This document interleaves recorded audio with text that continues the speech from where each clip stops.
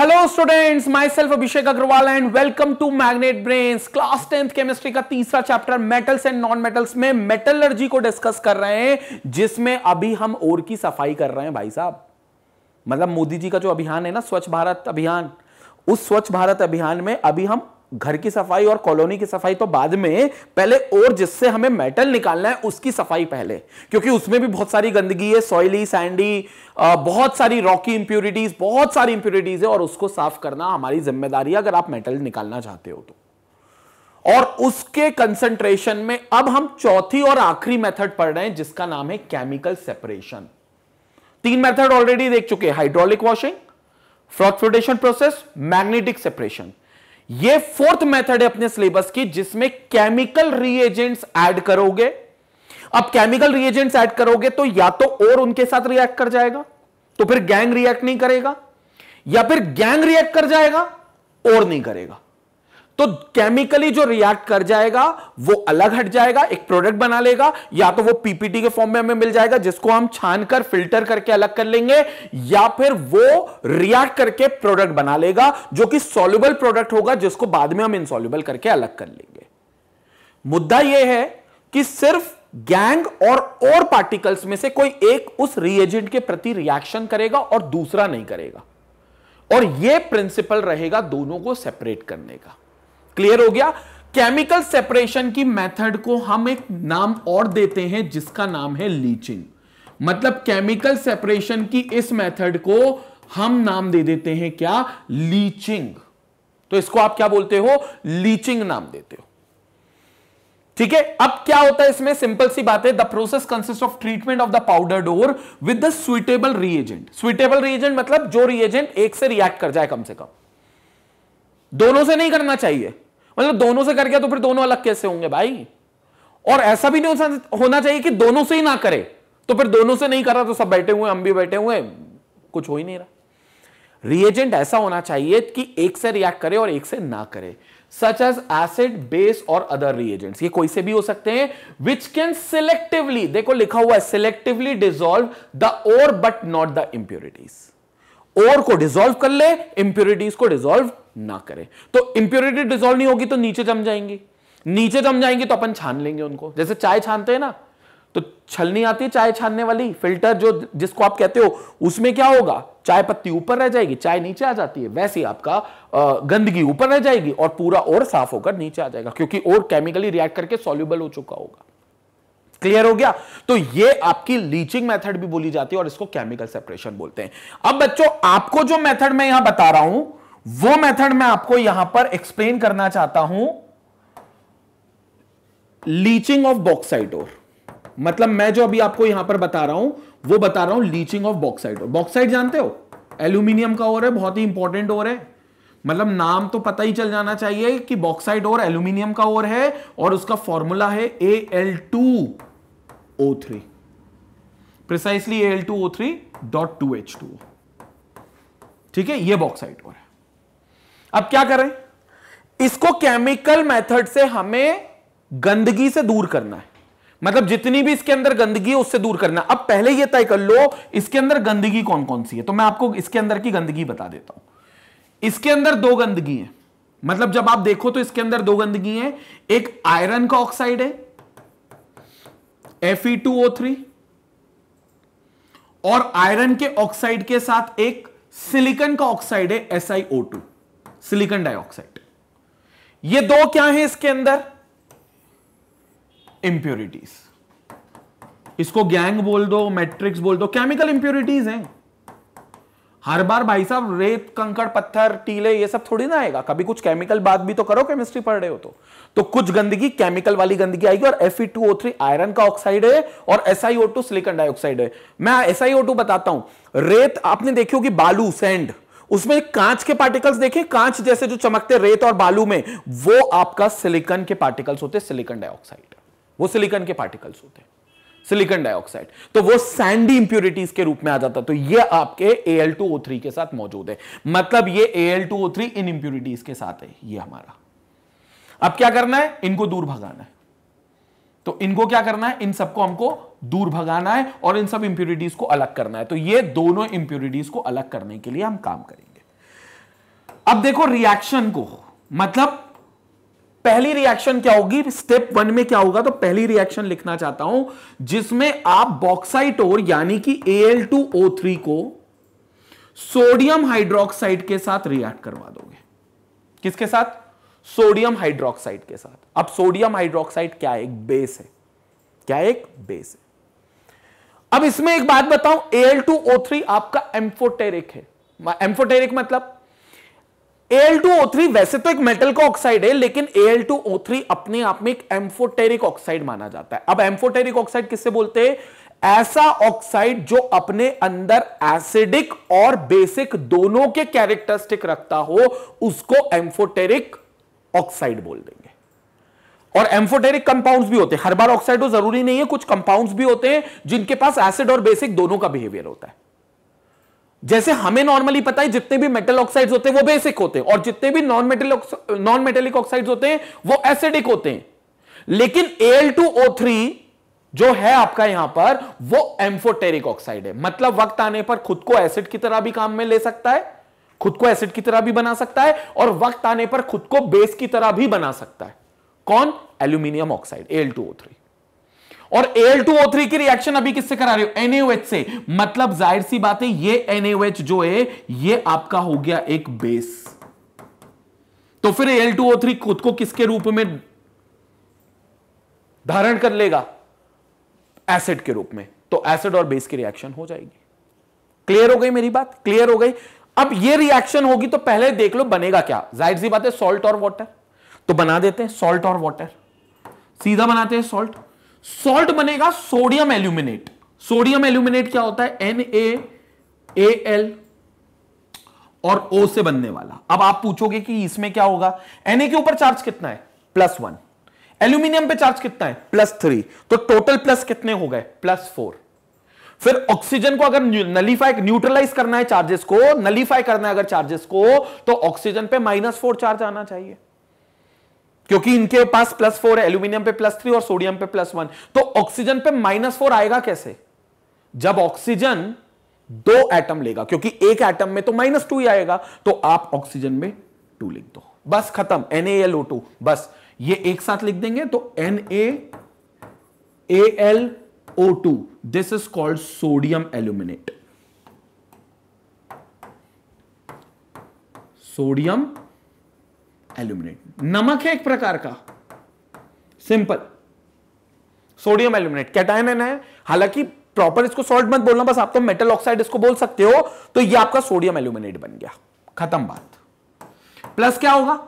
Water release होगा, क्योंकि H और O अभी कुछ बचे होंगे, तो आपका वाटर रिलीज कर देना, तो आप H2O यहां से रिलीज कर दोगे, तो प्लस क्या आ गया? H2O। क्लियर हो गया? ठीक है, तो अब एल्यूमिनियम ऑक्साइड की ये रिएक्शन हो गई और इस तरीके से रिएक्ट हो गया। लेकिन ये इंप्यूरिटी भी तो थी, तो NaOH के साथ ये इंप्यूरिटी भी रिएक्ट करेगी, करनी चाहिए। लेकिन इसमें वही इंप्यूरिटी रिएक्ट करेगी जो खुद को या तो एसिड बना ले या फिर खुद को एम्फोटेरिक मान ले। क्यों? क्योंकि जब आप NaOH से रिएक्शन बोलते हो तो NaOH खुद क्या एक बेस है, और बेस बोलेगा भाई साहब मैं बेस के साथ रिएक्ट नहीं करूंगा। बेस और बेस की रिएक्शन होगी नहीं ना, अपोजिट चीजों की रिएक्शन होगी ना। तो बेस की या तो एसिड से रिएक्शन हो प्रॉपर, या फिर इस बेस की किसी ऐसे मेटल, किसी ऐसे कंपाउंड से रिएक्शन हो जो एम्फोटेरिक हो, मतलब जिसके पास एसिडिक बेसिक दोनों का कैरेक्टर हो। अब Fe2O3 तो बोलेगा भाई साहब मैं तो मेटल ऑक्साइड हूं। मैं क्या हूं? मेटल ऑक्साइड हूं। और अगर मैं मेटल ऑक्साइड हूं तो मेटल ऑक्साइड होने की वजह से मेरे पास बेसिक कैरेक्टर है, मतलब मैं एक बेसिक कैरेक्टर रखता हूं, मतलब मैं हूं बेस। और अगर मैं बेस हूं तो Fe2O3 रिएक्ट करने से मना कर देगा। किसके साथ? NaOH के साथ। बोलेगा भाई Fe2O3 खुद बेस है, तो फिर NaOH बेस के साथ वो कैसे रिएक्ट करेगा? बेस और बेस रिएक्ट नहीं करेंगे, तो Fe2O3 नहीं रिएक्ट करेगा, तो Fe2O3 सेपरेट हो जाएगा यहां से। बोले भाई साहब मैं तो जा रहा हूं घर अपने, मैं नहीं खेल रहा खेल, और Fe2O3 निकल लेंगे, तो यहां से Fe2O3 हमारा सेपरेट हो गया, क्योंकि वो कोई प्रोडक्ट नहीं बनाएगा, वो अलग दिखेगा सॉल्यूशन में जहां से आप उसको सेपरेट कर सकते हो। तो Fe2O3 की कोई रिएक्शन नहीं होगी। क्लियर हो गया? आगे SiO2 सिलिकॉन क्या है? मेटल है क्या? नहीं। नॉन मेटल है क्या? नहीं। तो फिर सिलिकॉन क्या है? सर सिलिकॉन मेटेलॉइड है, मतलब मेटल और नॉन मेटल दोनों की प्रॉपर्टी दिखाता है। और सिलिकॉन बहुत इंपॉर्टेंट, सिलिकॉन और जर्मेनियम बहुत अच्छे मेटेलॉइड्स हैं और सेमीकंडक्टर बनाने में इस्तेमाल होते हैं। अब आप पूछो सेमीकंडक्टर क्या है? जिस मोबाइल में अभी आप मेरा ये वीडियो देख रहे हो या जिस लैपटॉप में या कंप्यूटर पे आप मेरा वीडियो देख रहे हो, उसकी मदरबोर्ड में एक चिप लगी होगी जो सिलिकॉन और जर्मेनियम की बनती है, क्योंकि उस मदरबोर्ड में सेमीकंडक्टर डिवाइस लगा है, मतलब वो सेमीकंडक्टर डिवाइस है, उसमें सेमीकंडक्टर का इस्तेमाल हुआ है। तो उस मदरबोर्ड में चाहे लैपटॉप की बात करो, चाहे कंप्यूटर डेस्कटॉप की बात करो, या चाहे आप मोबाइल की बात करो, उसमें सेमीकंडक्टिंग मटेरियल है और सेमीकंडक्टिंग मटेरियल सिलिकॉन और जर्मेनियम होता है जो मेटेलॉइड होते हैं। तो सिलिकॉन मेटेलॉइड है, मेटल और नॉन मेटल दोनों के कैरेक्टरिस्टिक रखेगा।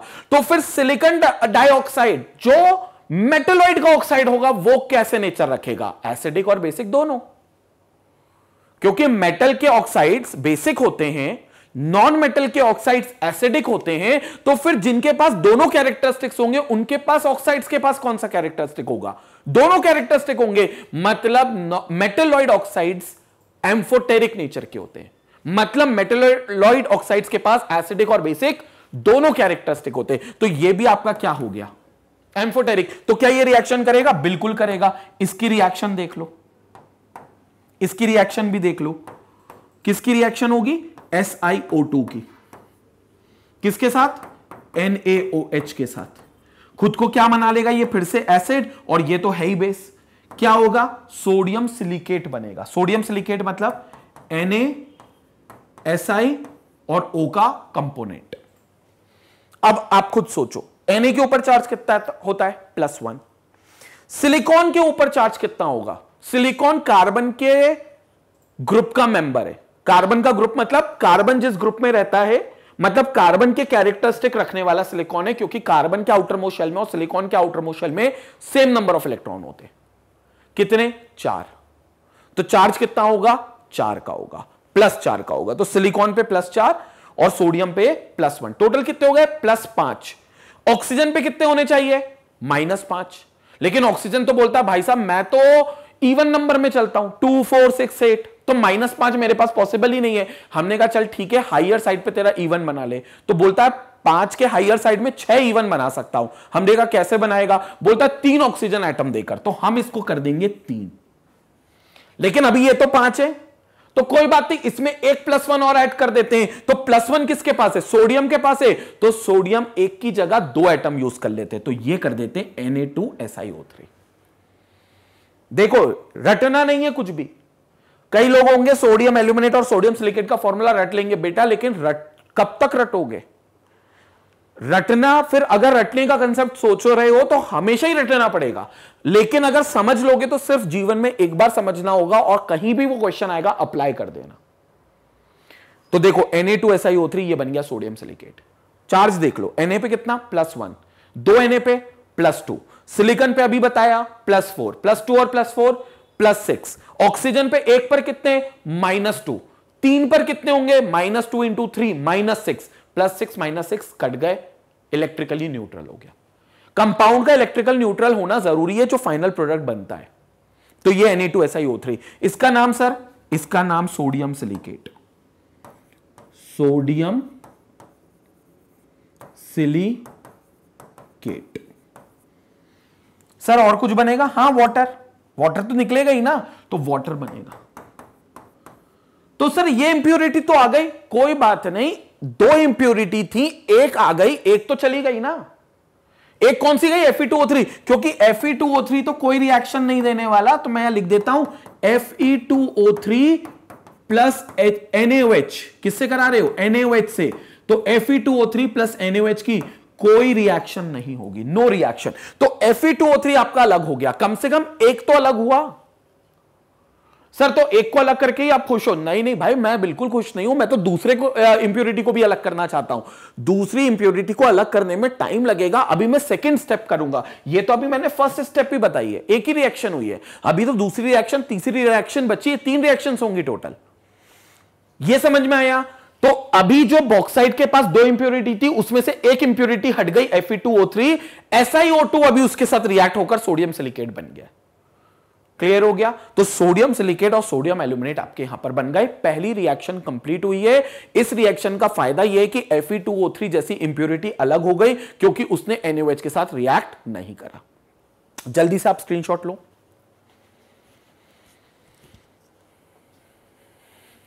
अब हमारे पास 2 चीजें हैं, एक है सोडियम एल्यूमिनेट और एक है सोडियम सिलिकेट, NaAlO2। मैं प्रॉपर एक बार फिर से लिख देता हूं, NaAlO2 और Na2SiO3।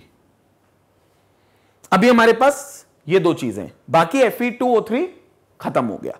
अब क्या करें? दूसरी रिएक्शन में क्या करेंगे? ध्यान से देखें। दूसरी रिएक्शन में हम पानी को मिला देंगे दोनों कंपोनेंट में, या फिर कार्बन डाइऑक्साइड के साथ न्यूट्रलाइज करने की कोशिश करेंगे। तो देखो अभी क्या करना है अपने को। यह दूसरी रिएक्शन है।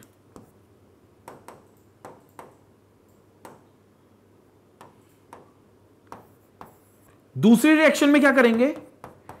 NaAlO2 और Na2SiO3 को डाइल्यूट कर देंगे, मतलब इसका जो सॉल्यूशन बन रहा है इसको डाइल्यूट कर देंगे, या फिर कार्बन डाइऑक्साइड गैस के साथ मिक्स कर देंगे, या फिर कार्बन डाइऑक्साइड गैस। आपको ये करना, या तो CO2 को मिक्स करना है या फिर H2O यूज करना। ठीक है, तो अपन एक काम करते हैं, प्रिसाइज कर लेते हैं, H2O यूज करेंगे, लेकिन CO2 लिख दिया था क्योंकि ऑप्शन में आप वो भी रख सकते हो। तो H2O अपन ने मिक्स कर दिया। ठीक है, डाइल्यूट करा चीजों को। डाइल्यूट करोगे तो ये मेटल्स अलग अलग हाइड्रोक्साइड्स बनाएंगे, क्योंकि ये सब मेटल ऑक्साइड है, और पता है जब मेटल ऑक्साइड पानी के साथ मिलता है तो बेसिक फॉर्म बना लेता है पूरी तरीके से। क्योंकि मेटल ऑक्साइड बेस होता है, ये कब पता चलता है? जब मेटल ऑक्साइड को उठाकर पानी में डाल दो तो वो बेस बन गए। हमने पानी की गर्दन पकड़ी, ऐसे गुटकी पकड़ी और ऊपर उठाया, क्यों तू बेस है? पानी बोलता भाई तो मैं तो न्यूट्रल हूं। हमने कहा तू फिर बेस कैसा बना? बोलता मेरे अंदर जिसको ऐड किया होगा वो बेसिक होगा। हमने कहा तेरे अंदर किसको ऐड किया? बोलते मेटल ऑक्साइड को। तो इसका मतलब मेटल ऑक्साइड की वजह से पानी का पूरा सॉल्यूशन बेस बना, तो मेटल ऑक्साइड बेसिक होगा। कौन? मेटल ऑक्साइड बेसिक होगा। तो फिर जैसी पानी बनेगा तो ये दोनों अपने अपने क्या बना लेंगे? बेस बना लेंगे। और बेस बना लेंगे तो क्या बनेगा? पहला बेस बनेगा NaOH का और दूसरा बेस बनेगा AlOH होल थ्राइस का, एल्यूमिनियम हाइड्रोक्साइड का। ये बनेगा बेस। तो सोडियम का भी बेस बना, सोडियम का क्योंकि ऑक्साइड था सॉल्ट में, और एल्यूमिनियम का भी बेस बना क्योंकि एल्यूमिनियम का भी सॉल्ट था। तो आपके ये दोनों अलग अलग हो गए, NaOH और AlOH होल थ्राइस। NaOH आप रिकवर कर लोगे क्योंकि पहली स्टेप में आपने NaOH का इस्तेमाल किया था, वो NaOH आप वापस वहां पर जाकर यूज कर लेना, तो NaOH अलग होगा। एल्यूमिनियम हाइड्रोक्साइड आपका PPT बना लेगा। PPT बोले तो पावर पॉइंट प्रेजेंटेशन नहीं, प्रेसिपिटेट मतलब ये नीचे जाकर डिपॉजिट हो जाएगा। So it will form a PPT। और नीचे जाकर अगर कोई चीज डिपॉजिट हो रही है तो उसको सेपरेट करना, उसको छानना सबसे आसान है। मतलब उसको बिल्कुल सेपरेट कर सकते हो, बिल्कुल छान सकते हो। तो ये आपका बिल्कुल अलग हो जाएगा। क्या बनाता हुआ? PPT बनाकर। ये डिसॉल्व रहेगा, वाटर के अंदर डिसॉल्व रहेगा, तो ये डिसॉल्व हो जाएगा, लेकिन ये आपका अलग PPT बना लेगा। क्लियर हो गई एक बात? इसकी क्या स्थिति रहेगी? ये बोलेगा भाई साहब डाइल्यूट होने पर पानी के साथ मैं कोई रिएक्शन नहीं दिखाऊंगा, क्योंकि ये मेटल नहीं है, सोडियम इसमें मेटल है। सिलिकॉन बोलेगा भाई साहब मैं गाय को हाइड्रोक्साइड बनाऊं। हमने कहा क्यों नहीं बनाएगा तू हाइड्रोक्साइड? सिलिकॉन बोलता भाई साहब मैं मेटलॉइड हूं, और अगर मैं हाइड्रोक्साइड बना लेता हूं तो फिर मैं घोषित हो जाऊंगा कि मैं मेटल था, तो मैं हाइड्रोक्साइड नहीं बनाऊंगा, मैं तो मेटलॉइड हूं, तो मैं तो मेटल और नॉन मेटल दोनों की कैरेक्टरिस्टिक रखता हूं, तो मैं हाइड्रोक्साइड, क्योंकि हाइड्रोक्साइड्स तो बनाना काम सिर्फ मेटल का है, मेटल हाइड्रोक्साइड्स बनाना। तो उसने बोल दिया कि भाई साहब मैं हाइड्रोक्साइड नहीं बनाऊंगा। कौन ने? सिलिकॉन ने। अब जब सिलिकॉन नहीं बनाएगा तो सोडियम भी नहीं, मतलब ओवरऑल ये रिएक्शन नहीं होगी, ये अलग हट जाएगा। और ये दिखेगा प्रॉपर। एल्यूमिनियम हाइड्रोक्साइड तो नीचे जम जाएगा, ये आपको इसके अलग से लेयर या इसका एक अलग से डिपोजिशन आपको दिखेगा, ये कोई रिएक्ट नहीं करेगा, तो ये आपका सेपरेट हो जाएगा। और इसमें से आपका एल्यूमिनियम हाइड्रोक्साइड आपने पीपीटी बना लिया था, वो पीपीटी इनसॉल्युबल सॉल्ट है, उसको तो बहुत आसानी से आप अलग सेपरेट कर लोगे, बहुत आसानी से आप उसको फिल्टर कर सकते हो। तो फिर फिल्टर से, फिल्ट्रेशन प्रोसेस से एल्यूमिनियम हाइड्रोक्साइड आपने अलग कर दिया। So by applying filtration process we filter this aluminum hydroxide as filtrate। Clear हो गया? एल्यूमिनियम हाइड्रोक्साइड आपका अलग आ गया। लेकिन एल्यूमिनियम हाइड्रोक्साइड अलग आ गया तो खुश मत हो, हमको एल्यूमिनियम हाइड्रोक्साइड नहीं चाहिए, हमें तो ये चाहिए बॉक्साइट। और शुरुआत में यही था हमारे पास पहली स्टेप में। बस दिक्कत ये थी पहली स्टेप में ये था, क्योंकि दिक्कत ये थी कि पहली स्टेप में जो ये था वो इम्प्योर था, हमें प्योर चाहिए। कोई बात नहीं, एल्यूमिनियम हाइड्रोक्साइड तो अभी हमें मिल गया है। इस एल्यूमिनियम हाइड्रोक्साइड को उठाकर कहना चाहिए तीसरी स्टेप नहीं बल्कि इसी स्टेप में अपन कर सकते हैं, इस एल्यूमिनियम हाइड्रोक्साइड को फिल्टर कर लेंगे। So we filter this aluminium hydroxide, we filter this aluminium hydroxide.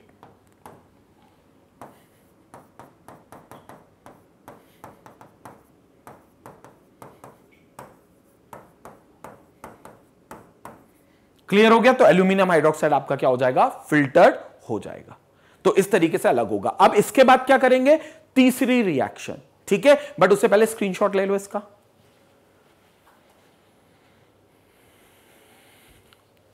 तीसरी रिएक्शन, ठीक है, तीसरी रिएक्शन में क्या करना है? अब ध्यान से सुनना। हमारे पास कौन बचा था? एल्यूमिनियम हाइड्रोक्साइड, जिसको हमने अलग कर लिया। कुछ नहीं करना, इसको सिंपल हीट कर देना। क्या कर देना? हीट कर देना। जैसे आप हीट करोगे वाटर मॉलिक्यूल निकल जाएगा और इसका ऑक्साइड बन जाएगा। कौन? Al2, Al2O3 बन गया।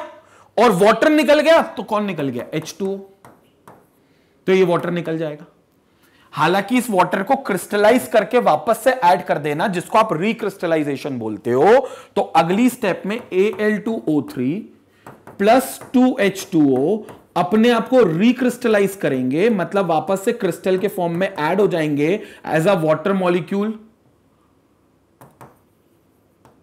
Water of crystallisation. तो ये बन जाएगा Al2O3.2H2O। तो अल्टीमेटली आपका Al2O3.2H2O बन गया। वापस से मिल गया आपको आपका बॉक्साइट का ओर, वापस से आपको मिल गया आपका बॉक्साइट का ओर। लेकिन इस बार लिख देता हूं कंसंट्रेटेड। कंसंट्रेटेड मतलब साफ सुथरा। अब इसके अंदर कोई इंप्योरिटी नहीं है। जो इंप्योरिटी Fe2O3 और SiO2 के रूप में पहले मौजूद थे, अब वो कोई इंप्योरिटी नहीं है। तो ये आपका मिल गया Al2O3.2H2।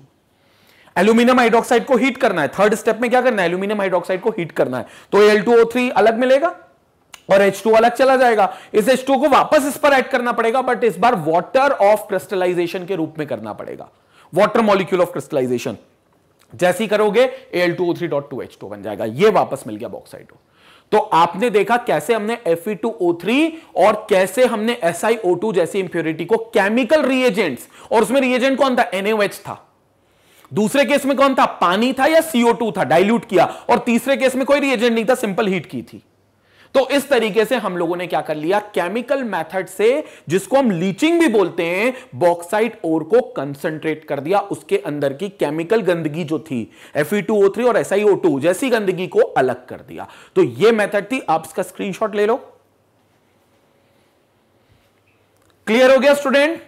तो ये था हमारा केमिकल सेपरेशन, और ये थी हमारी इस वीडियो की पूरी डिटेल में बात, जिसमें हम लोगों ने केमिकल सेपरेशन यानी कि लीचिंग मेथड को अप्लाई करा ओर को कंसंट्रेट करने के लिए। यहां पर हमारा पूरा कंसंट्रेशन ऑफ ओर भी पूरी तरीके से कंप्लीट होता है। अब अगले वीडियो में हम लोग मेटलर्जी की अगली प्रोसेस को डिटेल में डिस्कस करेंगे।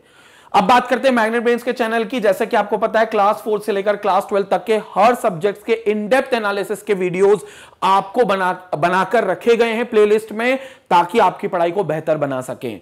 इसी के साथ इनके नोट्स भी वहां पर मौजूद हैं, जिनको आप magnetbrains.com पर जाकर डाउनलोड कर सकते हैं। अब तक के लिए इतना ही। Thank you for watching us, thank you for supporting us. Stay connected, stay educated, take care.